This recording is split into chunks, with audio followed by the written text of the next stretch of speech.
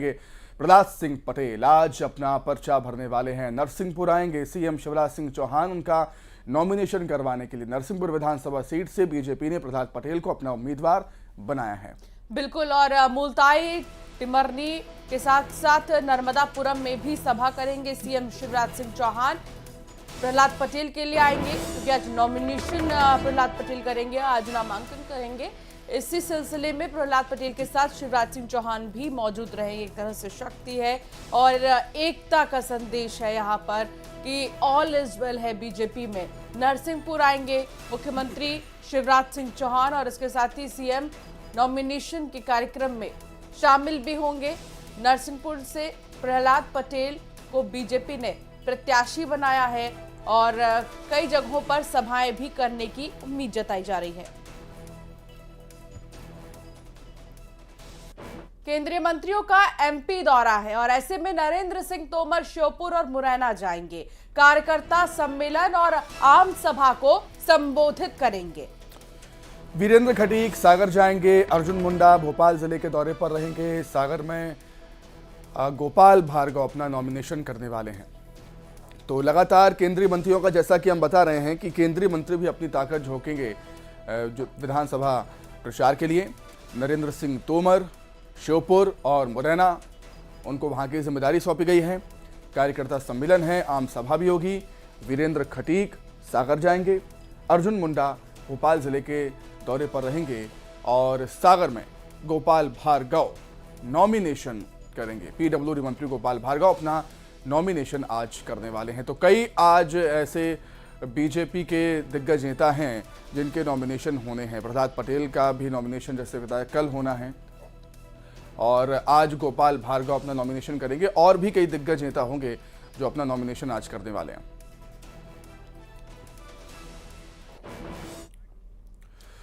बैतूल से बड़ी खबर, जहां पूर्व डिप्टी कलेक्टर निशा बांगरे चुनाव लड़ेंगी। जी हां, सही सुन रहे हैं आप। अपने व्हाट्सएप ग्रुप में निशा बांगरे ने पोस्ट किया है, मैसेज लिखा है, मैं चुनाव लड़ूंगी। कल ही उनका इस्तीफा मंजूर किया था राज्य सरकार ने और उन्होंने कल ही, हालांकि मीडिया के सामने ये बात नहीं कही, एक व्हाट्सएप ग्रुप की चैट सोशल मीडिया पर वायरल हो रही है जिसमें निशा बांगरे लिख रही हैं कि मैं चुनाव लड़ूंगी। बिल्कुल, बुधवार, गुरुवार और शुक्रवार को नामांकन दाखिल करूंगी, ये भी उन्होंने कहा है। निशा बांगेर के ऐलान से हड़कंप मच गया है। निशा बांगेर के चुनाव लड़ने से कांग्रेस को बड़ा नुकसान हो सकता है।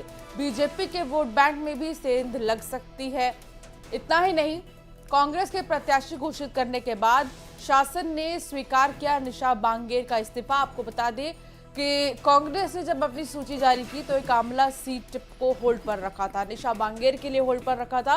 लेकिन अब कांग्रेस के लिए नुकसान से कम नहीं, क्योंकि निशा बांगेर के चुनाव लड़ने से कांग्रेस के लिए ही बड़ा नुकसान बताया जा रहा है। तो दूसरी तरफ बीजेपी के लिए भी ये नुकसान से कम नहीं है।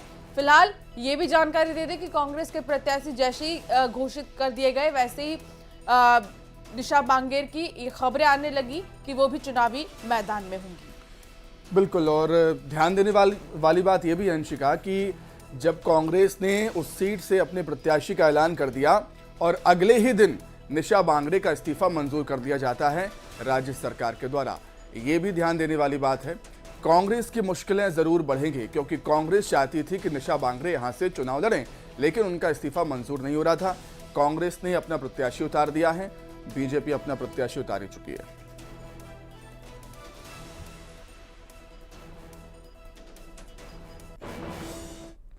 और सूत्रों के हवाले से बड़ी खबर आ रही है, 5 से 6 सीटों पर प्रत्याशी बदल सकती है कांग्रेस। जी हां, सुमावली शुजालपुर में पार्टी प्रत्याशी बदल सकती है। जावरा शिवपुरी सीट पर भी प्रत्याशी बदले जा सकते हैं। आमला पिपरिया सीट पर बदले जा सकते हैं प्रत्याशी। आज टिकट बदलने पर फैसला संभव है कांग्रेस का। देखिए, टिकट वितरण के बाद कांग्रेस के सामने चुनौतियां ज्यादा हैं क्योंकि विरोध, बगावत की आग लगातार उठ रही है कई जगहों से। कल भी ऐसी खबरें थी कि 5 से 6 सीटों पर कांग्रेस अपने प्रत्याशी बदल सकती है। हुजूर में भी विरोध देखने को मिला था और अब जो नई सीटों के नाम सामने आ रहे हैं वो हम आपको बता रहे हैं। सुमावली है, शुजालपुर है, जावरा है, शिवपुरी है, आमला है और पिपरिया।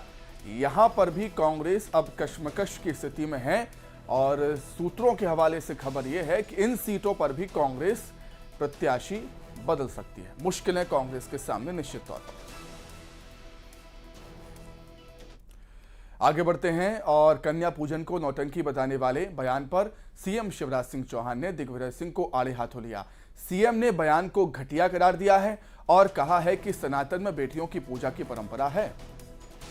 दिग्विजय सिंह के बयान पर उन्होंने कांग्रेस से स्टैंड साफ करने की भी मांग की है।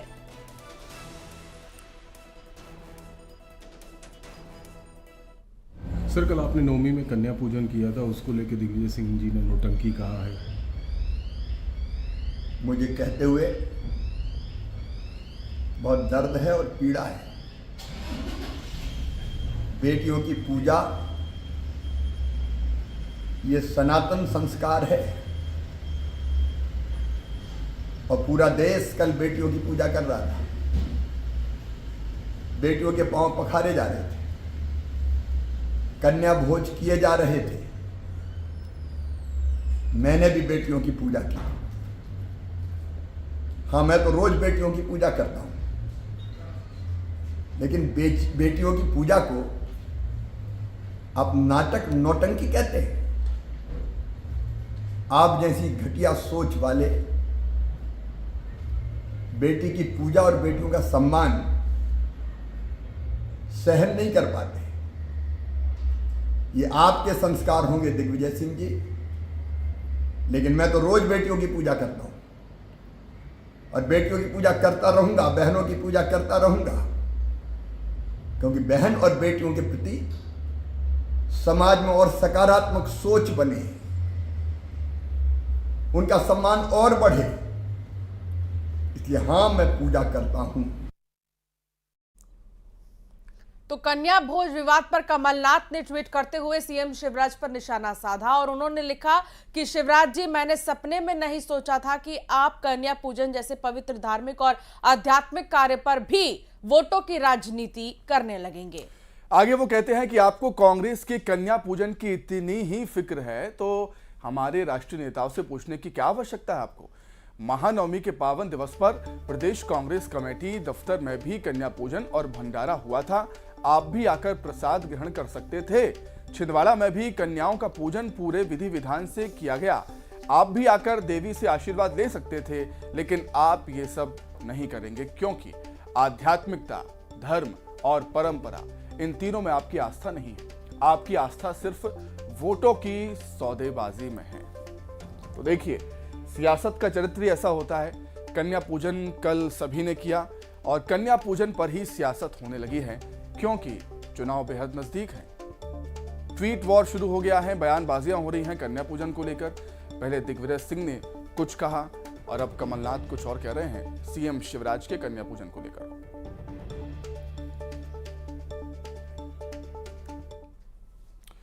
आगे बढ़ते हैं। सीएम शिवराज सिंह चौहान ने निवाड़ी के ओरछा में जनसभा को संबोधित किया।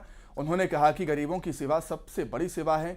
सीएम ने कहा कि गरीबों की जिंदगी में बदलाव लाना सबसे बड़ा मकसद है। उन्होंने कहा कि प्रदेश की जनता उनके लिए परिवार है और गरीबों की जिंदगी को बदलना है, ये बड़ी बात है। मुख्यमंत्री शिवराज सिंह चौहान को यही मेरा संकल्प है। उन्होंने कहा बहनों की जिंदगी बदलनी है और साथ ही उन्होंने कहा कि प्रदेश की जनता मेरा परिवार है।